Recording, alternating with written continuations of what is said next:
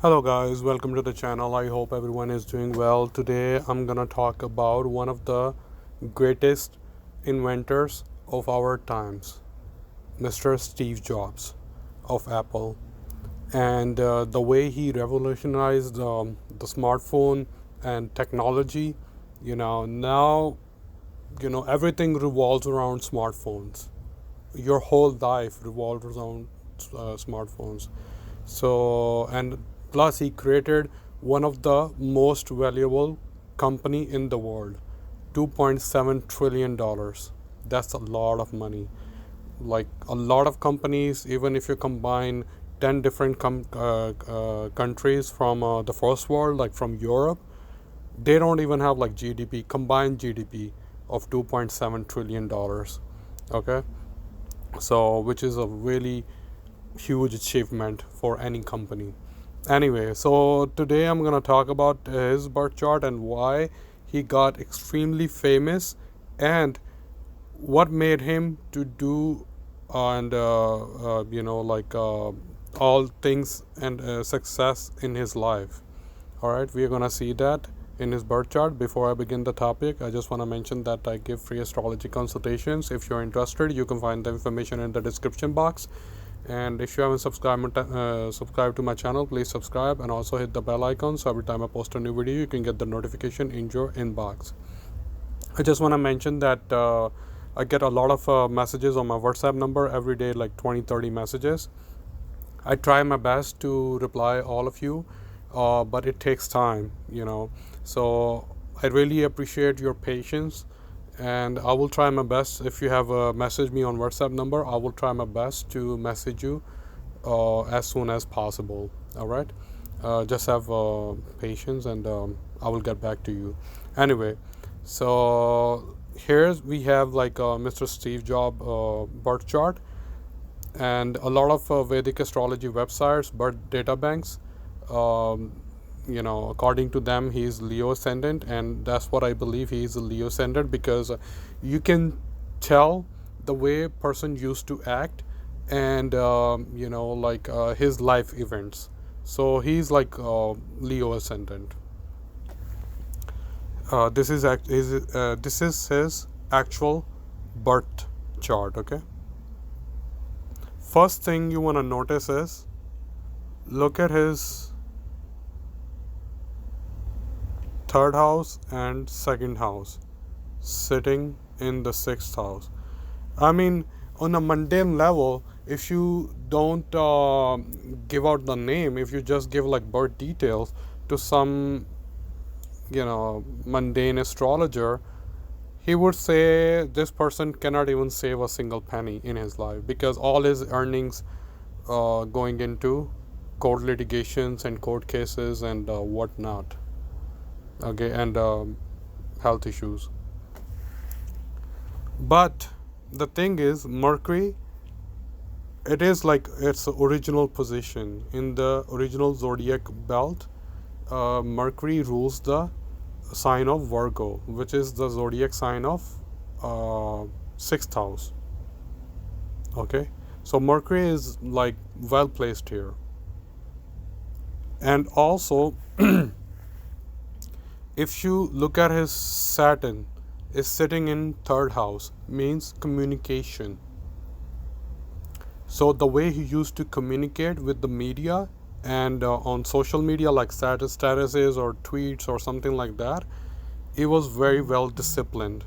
He would have rewrite his statuses or like his script for interviewers like 4 or 5 times before he would even utter a word from his mouth, because Saturn gives you discipline and Saturn makes you kind of shy about your communication. And in the third house, which is all about social media, but later in life Saturn releases you.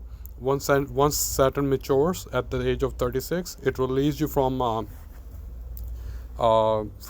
its karmic debt, and then you come out of like shadow. It's like phoenix rises from the ashes. Yep. Moon in the 8th house. And moon in the 8th house means this person was very spiritual, and his spirituality was like not easy to understand. He was into tantra and occult sciences as well, and that was the reason he went to India to learn about, to get spiritual knowledge. The difference between 12th house and 8th house is like 12th house, because the original zodiac sign of the 12th house is Pisces, and Pisces planet is Jupiter. So Jupiter means like higher knowledge, spirituality, like in real form, in its pure form. But 8th house spirituality is the Scorpio sign, so it comes and goes.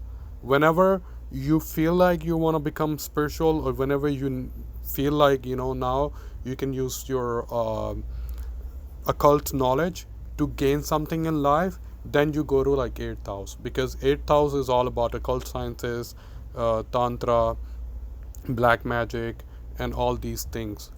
And moon sitting in this house in Pisces sign, because see again Pisces sign means he was very creative, and he was thinking that his creativity is coming from like from other dimension, and he was really interested in occult sciences.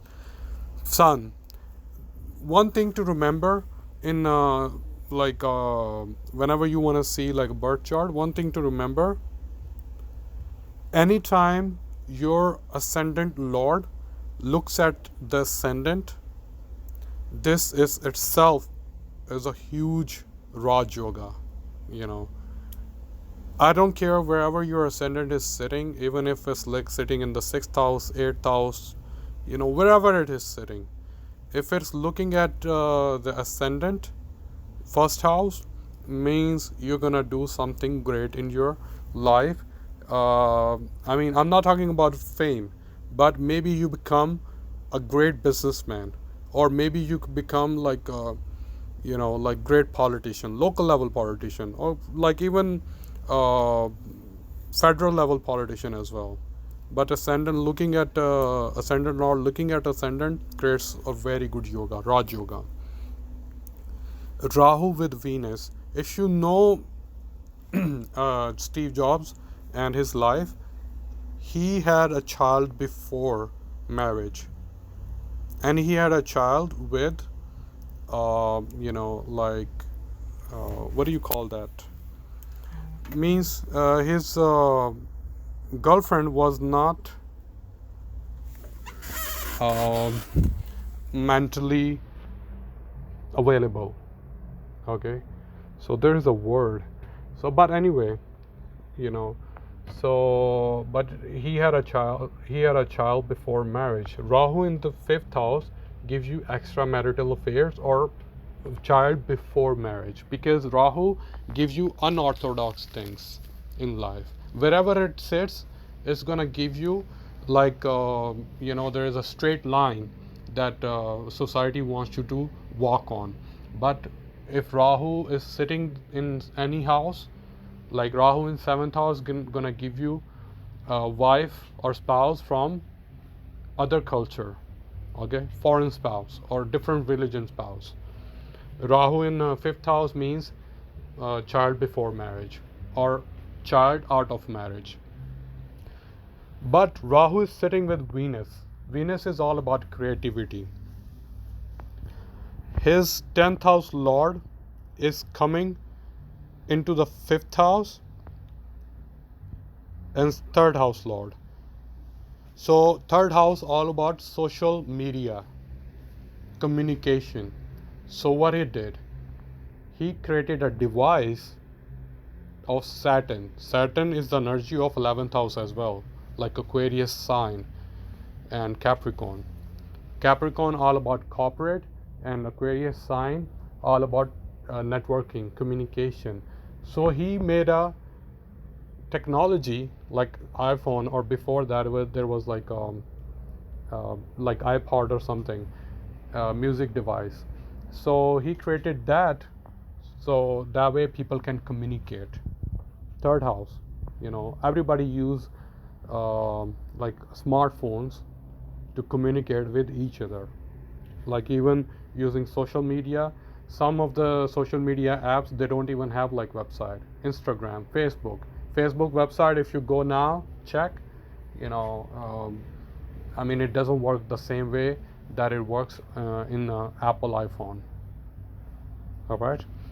So Rahu with Venus in the 5th house makes him a very, very creative person, and he thinks out of the box. His creativity is always out of the box, and it also makes him very very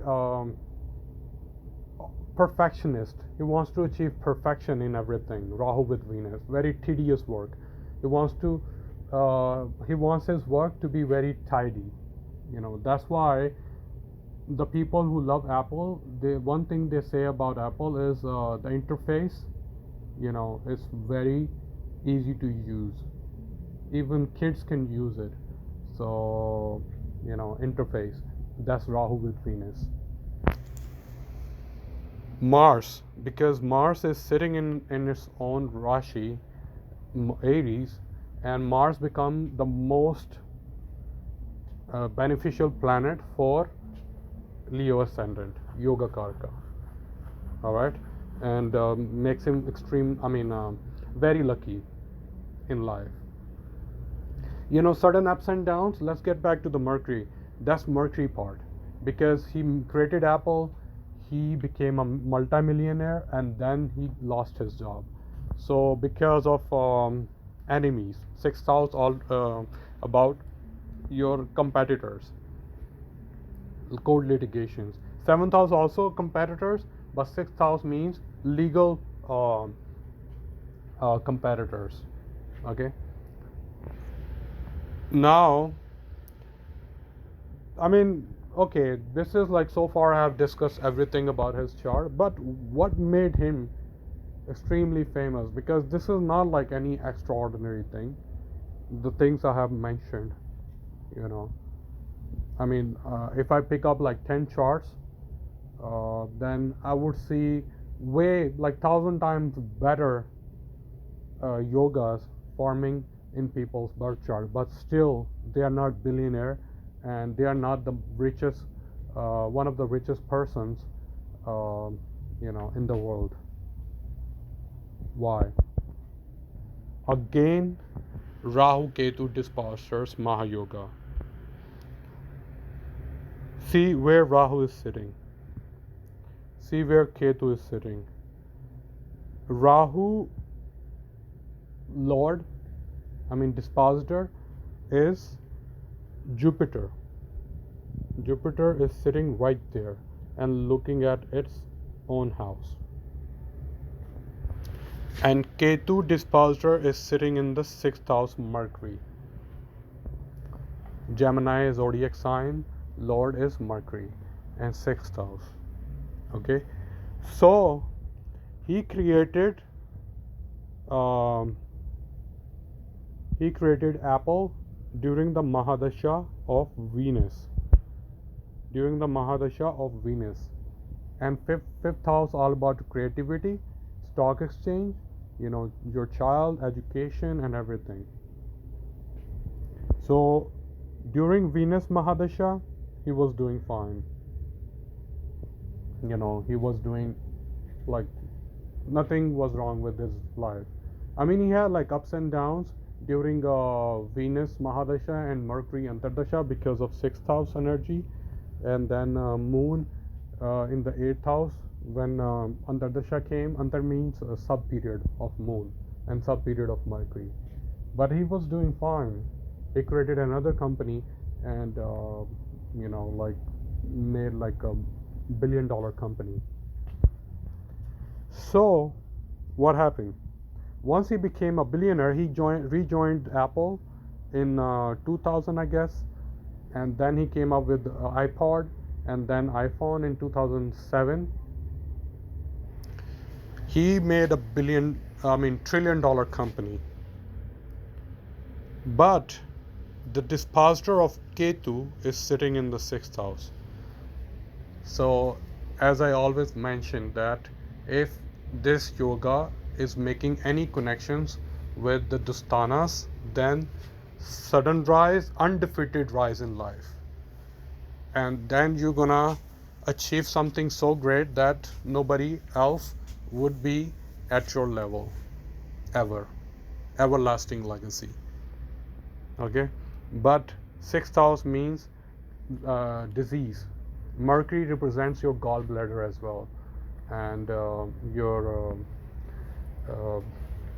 like vital organs. Then what happened? He passed away because of gallbladder cancer. All right, so that's how it works.